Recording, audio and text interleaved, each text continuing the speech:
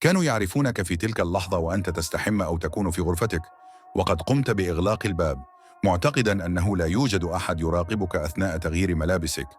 أحب أن أذكرك بأنه ليس من المستبعد أن يكون أحد الشياطين أو الجن حاضرا يتفرج عليك.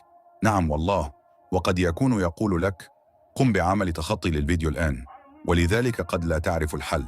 الشيطان ليس بعيدا عنا، وأنا أعرف ما يجب فعله، سأخبرك. نعم، لقد علمنا النبي صلى الله عليه وسلم شيئا يستر عوراتنا عن أعين الجن، شيء يشبه أن تغطي ما لا يجب أن يراه الجن، فلا يستطيعون رؤيتك.